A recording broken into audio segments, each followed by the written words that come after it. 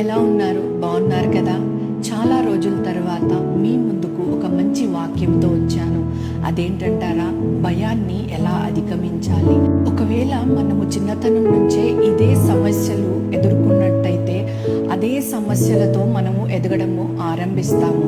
ఈ సమస్యలే కాకుండా ఇంకా వివిధ రకాలైన భయాలతో ఎదగడము మనము ప్రారంభిస్తాము. ఇలాంటి వాతావరణంలో మనము పెరిగినట్టయితే జీవితకాలము భయపడువారుగానే మిగిలిపోతాము. ఈ భయాల్లో ఎదగడం వల్ల యవన కాలంలోనే వచ్చే భయాలతో వచ్చే సమస్యలు ఏంటంటే డిప్రెషన్, పానిక్ అటాక్స్, యాంగ్జైటీ, చిన్నవాటికి పెద్దవాటికి భయపడడం అనేది ఇదే కారణమవుతుంది. ఒకవేళ తల్లిదండ్రులుగా మీరు ఈ సమస్యను ఎదుర్కొన్నట్టయితే వాక్యం చెప్తుంది ఇప్పటికే సమయము మించిపోలేదని.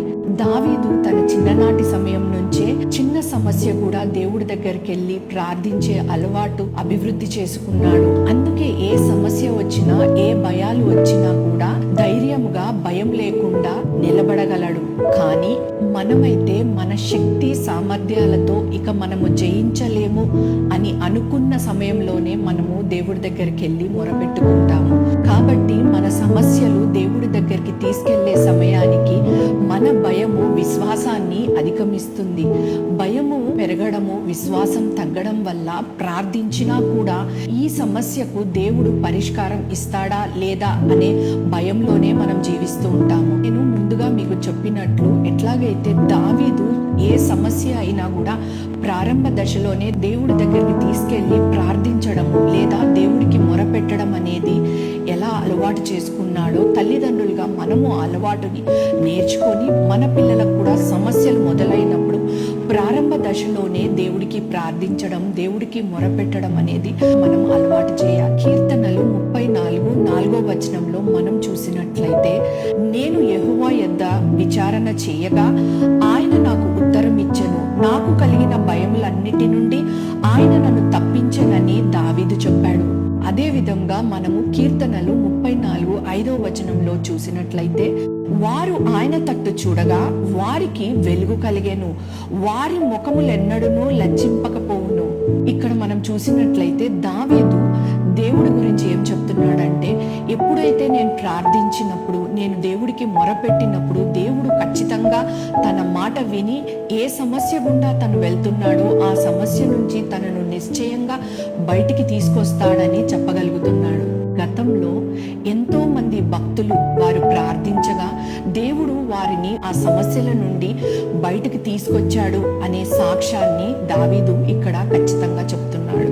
ఈ దీనుడు మొరపెట్టగా ఏ సమస్య వచ్చినా కూడా ప్రారంభ దశలోనే, అంటే స్టార్టింగ్ స్టేజ్లోనే, ఎర్లీ స్టేజ్లోనే దేవుడి దగ్గరికి తీసుకెళ్లి దేవుడికి మొరపెట్టి ఆ సమస్యకు పరిష్కారం తెచ్చుకోవడం అనే అలవాటులో ఎదగటము మనము చూస్తున్నాం. ఇక్కడ దావీదు ఎటువంటి భయంకరమైన పరిస్థితి గుండా వెళ్తున్నా, ఎన్ని భయాల గుండా వెళ్తున్నా నిశ్చయంగా దేవుణ్ణి దూత ఉన్నట్లుగా తను గ్రహించగలిగాడు. చివరకు దావీదు ఏ నిర్ణయానికి వచ్చాడంటే, తన జీవిత కాలము ఏ సమస్య వచ్చినా, ఏ భయం వచ్చినా దేవుడికి ప్రార్థిస్తే ఆ సమస్య నుంచి ఖచ్చితంగా దేవుడు బయటికి తీసుకురాగలే శక్తివంతుడు అని దావీదు గ్రహించాడు.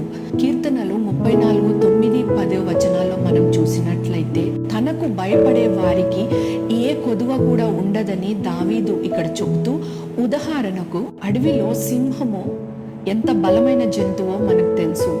ఆ సింహపు పిల్లలు ఆకలి కొనినప్పుడు సింహం వెళ్ళి ఏ జంతువునైనా చంపి తీసుకురాగల శక్తి గలది సింహము. అలాంటి సింహపు పిల్లలు ఆకలి కొనునేమో కానీ దేవుడి బిడ్డలు మనము దేవుడి దగ్గరికి ఏదన్నా సమస్య తీసుకువెళ్ళినప్పుడు నిశ్చయముగా దేవుడు వారిని తృణీకరించాడు.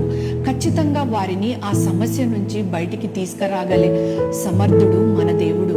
మనము ఈ సమస్యలు కానీ ఈ భయాలు కానీ ఎదుర్కొనలేకపోతే అవి మనకు ఒక కోటలాగా నిలబడిపోతాయి, లేదా ఒక స్ట్రాంగ్ హోల్డ్ లాగా తయారవుతాయి. తద్వారా దీని ఫలితంగా భూమి మీద దేవుడు మనకు ఉత్తమమైనవి ఏవైతే దాచి ఉంచాడో అవి మనము అనుభవించలేము. కాబట్టి మీ సమస్యలు, మీ భయాలు తలంపుల దశలో ఉండగానే దేవుడికి మొరపెట్టడం లేదా దేవుడికి ప్రార్థించడం అనే అలవాటు చేసుకొని దావీదు వలె సాక్ష్యం ఇవ్వగలగాలి. అలాగే మీ చుట్టూన్న వారందరికీ ఆశీర్వాదంగా మీరు ఉండగలగాలి. ఇదే అలవాటు మీరే కాదు, మీ పిల్లలకు కూడా ఏ సమస్య వచ్చినా ఆరంభ దశలోనే, స్టార్టింగ్ స్టేజ్లోనే, ఎర్లీ స్టేజ్లోనే, ఈ చిన్న సమస్యలైనా కూడా పెద్ద సమస్యలైనా దేవుడికి మొరపెట్టడం, దేవుడికి ప్రార్థించడం అనే అలవాటు నేర్పించి వాళ్ళకి ప్రతి ఒక్కరికి ఆశీర్వాదకరంగా మనము మారాలి. ప్రార్థించడం అనే అలవాటు చేసుకొని దావీదు వలె సాక్ష్యం ఇవ్వగలగాలి.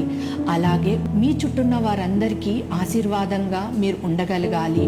ఇదే అలవాటు మీరే కాదు, మీ పిల్లలకు కూడా ఏ సమస్య వచ్చినా ఆరంభ దశలోనే, స్టార్టింగ్ స్టేజ్లోనే, ఎర్లీ స్టేజ్లోనే, ఈ చిన్న సమస్యలైనా కూడా పెద్ద సమస్యలైనా దేవుడికి మొరపెట్టడం, దేవుడికి ప్రార్థించడం అనే అలవాటు నేర్పించి వాళ్ళకి ప్రతి ఒక్కరికి ఆశీర్వాదకరంగా మనము మారాలి.